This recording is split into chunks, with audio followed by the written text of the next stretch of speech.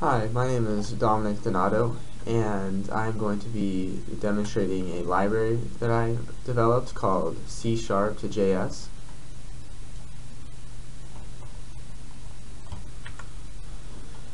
So the goal of the library was to allow C# developers that were used to WinForms and WPF to develop web applications in a familiar way, without having to deal with a separate language for the client and server.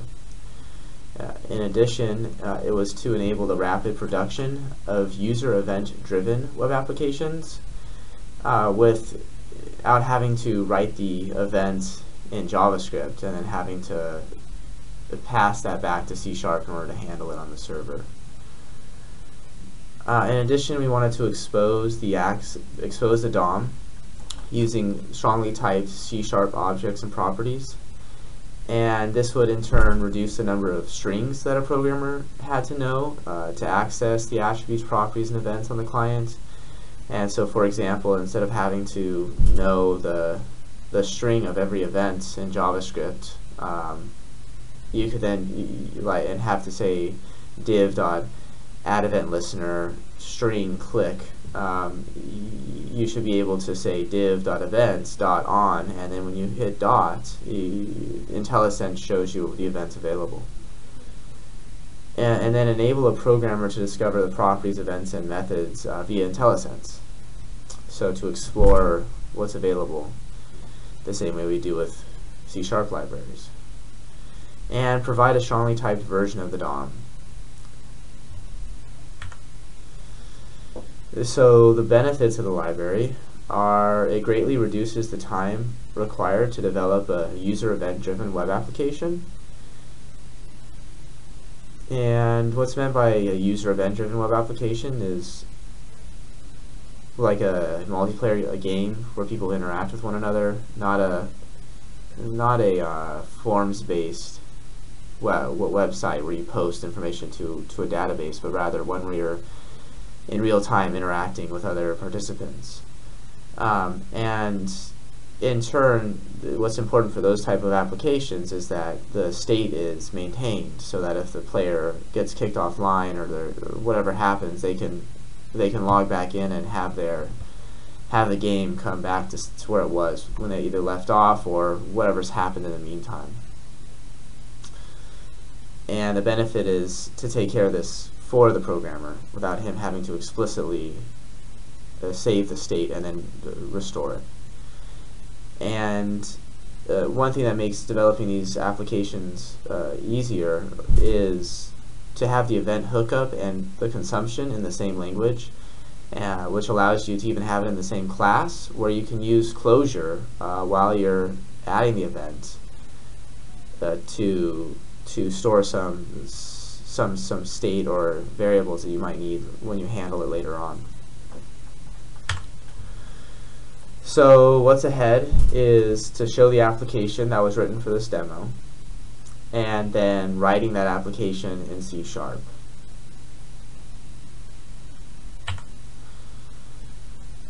So the demo is a multiplayer game where the players work together to reproduce a random pattern, and they all have a shared state that needs to be kept in sync, and the user interface for the game is written entirely in C#.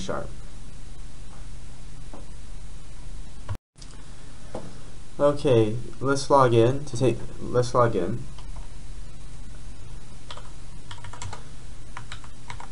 And then we can see the application demo.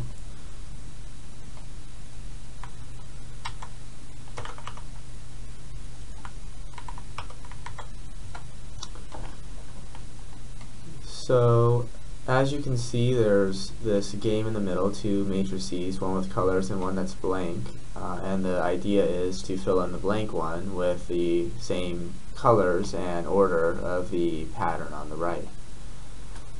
This center part here between the two horizontal lines is the user interface that was written in C#. So this was using the library, the C# to JS, as well as the events the sharing of state. Basically, the entire game is C#, meaning no custom JavaScript was written, or HTML or CSS to accomplish what you're about to see. This part here, outside the horizontal lines, is part of the ASP.NET web application template. It was modified a little bit to facilitate this application, but mostly it's the same. So the way that this game works is you click a color, you select a color by clicking on it in the pattern, and then you have this painter bar, the status bar that shows you what you've selected. You can then click on the blank cells and fill them in with that color. Whatever you do on your screen will appear on the other player's screen in real time using WebSockets. This is taken care of by the library. And if you make a mistake, you can select the correct color and paint over it.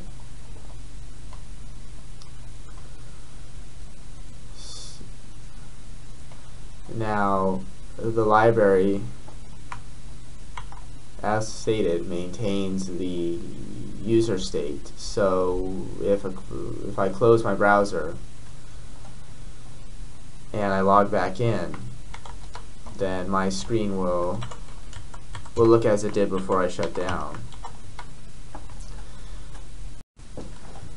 We're going to go over the code for a simplified version of the game. The only difference is that it doesn't keep track of the score at the top.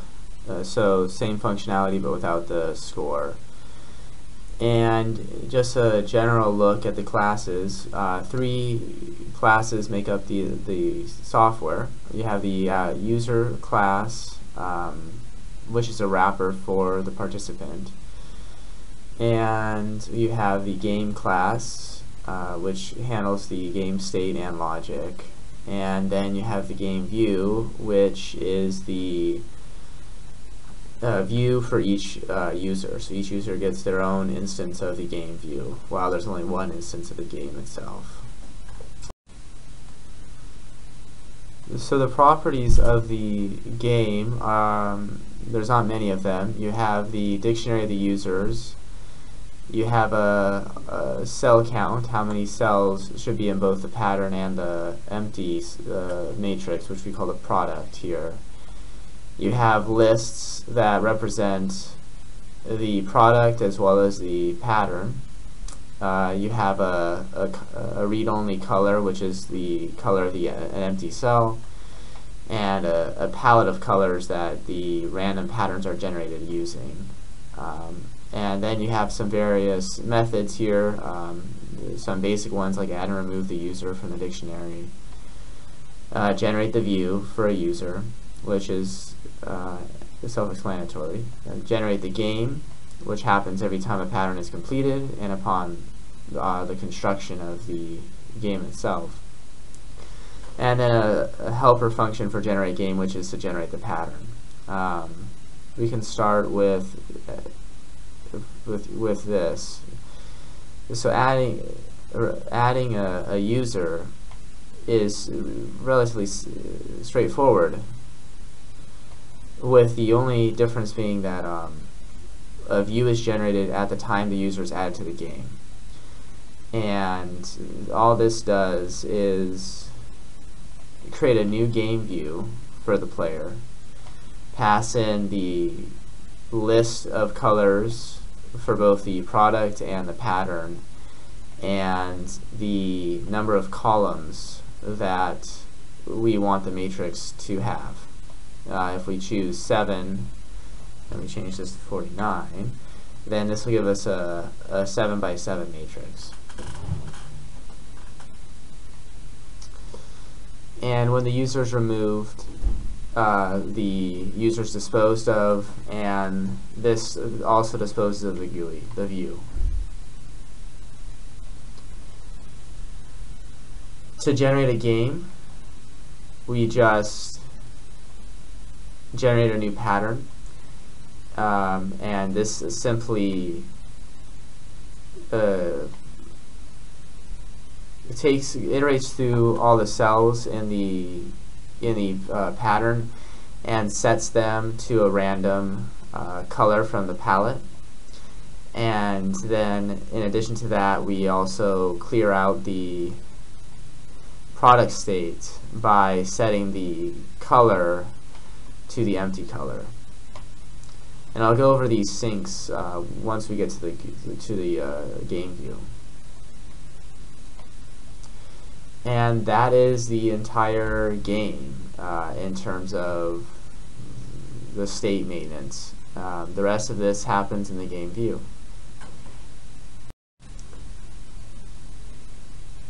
Let's go over the game view. This class is also fairly small. Basically, you just have two matrices, a product matrix and a pattern matrix, and these are layouts.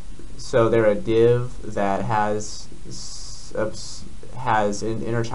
children, and it specifies how those children are oriented on the screen using absolute positioning in HTML. And this is constructed using this helper function here. And to make a matrix, you can see it's a fairly straightforward process. And then what we do is we pass in the enumerable of these sync colors here. And what this does is it constructs a new div. So here's the create div method. And in this library, the names are, if not the same, they're identical to the ones on the DOM, with few exceptions.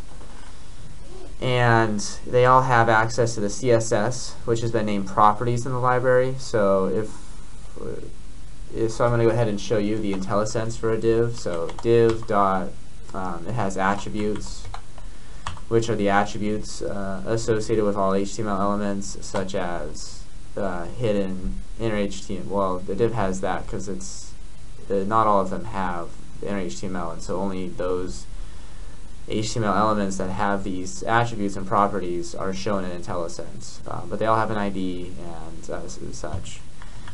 In addition, the CSS properties fall under the properties name, and everything is available that's implemented in modern browsers. So CSS3 is the current implementation here.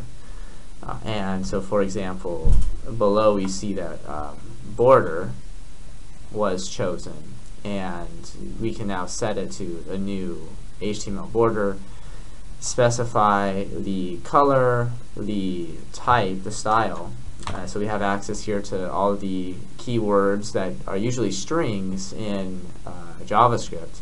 They've been replaced with enums, so we get some IntelliSense for that. And also, you can specify the border width, so 1 pixel.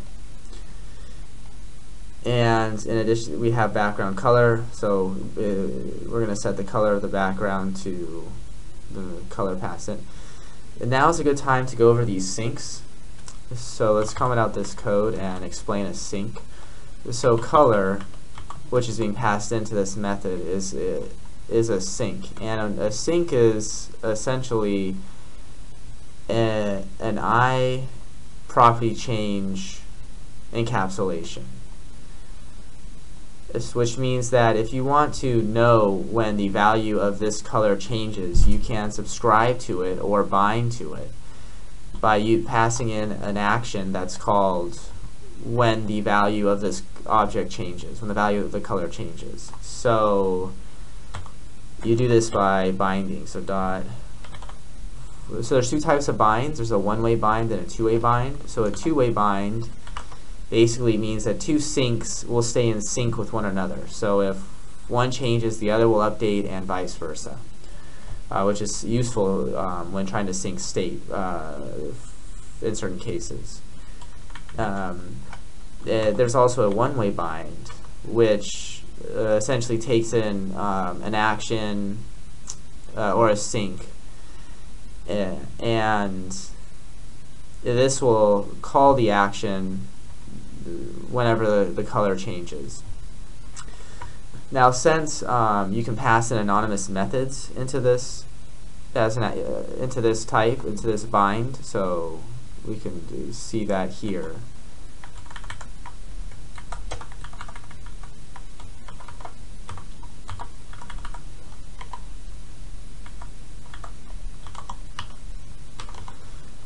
So C is of type color because the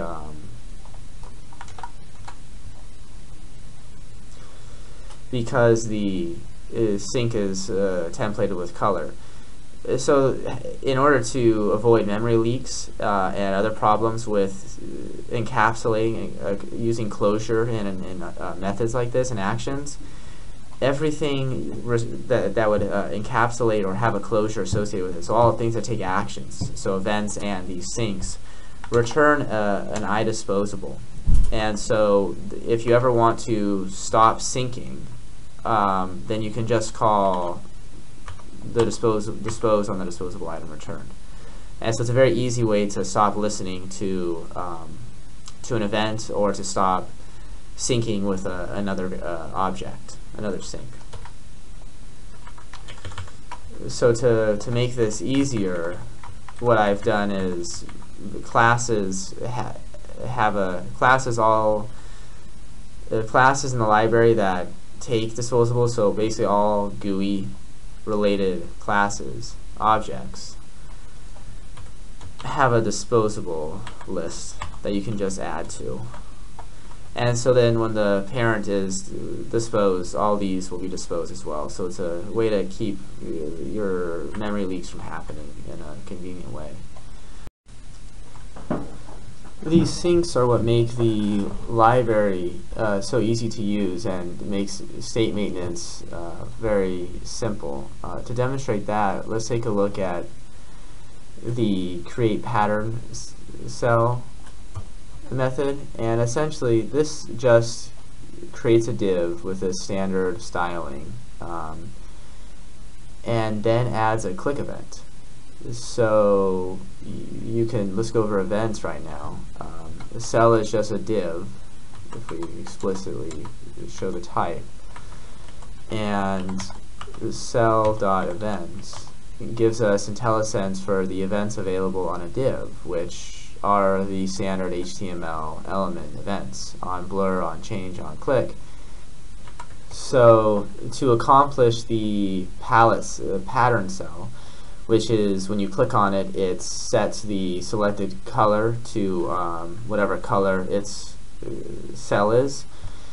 What we do is on the click event, we set the selected color, which is a color sync up here, to the value of the color that was passed in upon construction. So here we can use closure when we're making the div, when we're first constructing the div, and take care of this logic here. This spans to the product cell as well, which has a click event, which is slightly different. And that is, instead of setting the selected color as we were here, assigning to it, we want to take the selected color's value and assign it to the state at that index. So the cell in the product change its color to whatever color this player has selected. And since this product state is shared because it's passed in, that means it'll show up on everyone's screen. And why is that? Well, that's because of this bind here. So remember, we pass in the color sync. We pass this color sync, which is used here, to the div when we construct it. And what we've done is we've said when the color is changed, we want to bind to the div's background color. A side note here, all properties, attributes, and our syncs. You can see here that it's an iRemote sync. The remote part just takes care of the fact that it has to use callbacks to accomplish the sending and receiving of state from the client. but which is taken care of for you by the library. So that's something you don't have to worry about. So by doing this, any property on a div or a table, a button, an input, a text input, can be bound to by any other sync or action, any other sync. And so this one line of code is all that's required to keep everyone's product state in sync.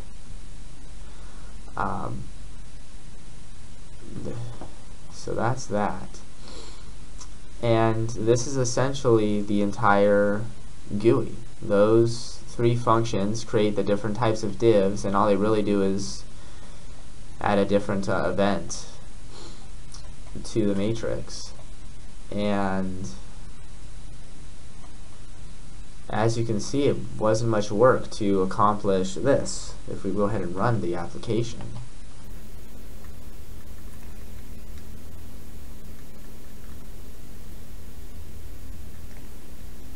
We see here that, yep, the matrices are here. It looks different because, like I said, we've gotten rid of the tallies of points that each person was acquiring while they were playing, but the functionality is still the same in that when I click here, it selects it, and when I click on the screen, it fills in the product matrix, and the state is synced between the two players. And so that code that we just went over is all that's required to accomplish this type of scenario. And just to complete this demonstration, yes, this is persisted. And there was no persisted code that in the class, but the state is going to be maintained because we're using objects, as you saw back there. So it makes sense. And I guess the question is that right now we're doing a full callback. So one issue is that right now there's a delay between when I click and it fills in, about 100 milliseconds. So 50 there, 50 back. Like we should be able. I'll click loudly and we should be able to hear it. But there's definitely a delay. How you can tell is that both screens are updating at the same time, which means that it's going to the server and then back. And that can be handled by adding an event on the actual client that fires without having to return back to the server. And that can also be done from C#. There's no reason not to be able to do that. So let's go ahead and demonstrate it. So here's the code to attach that client-side event that doesn't round trip. Simply add another click event onto the cell or the div, and this time we use a helper. There's a few of these. There's a static class in the library called JavaScript code that allows you to compose any JavaScript function that you could do on the in JavaScript itself. So it generates it in real time for you, and then has a way of executing those commands on the client, sending those through the wire, through the WebSocket connection.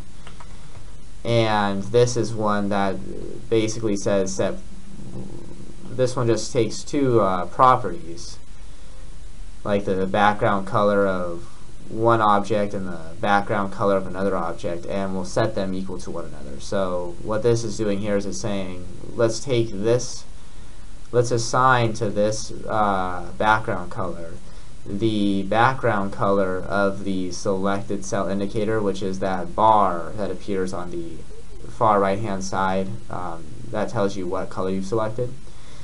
And this will make the GUI much more responsive. So let's go ahead and take a look at that.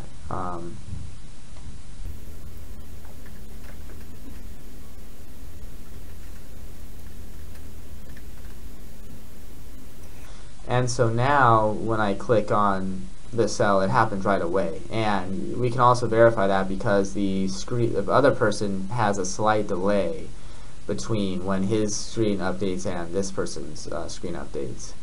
And so in this way you could do responsive GUIs, but also verify that the answer or input is correct on the server, and then override the client's GUI with the correct information while still giving them a responsive GUI interface feel.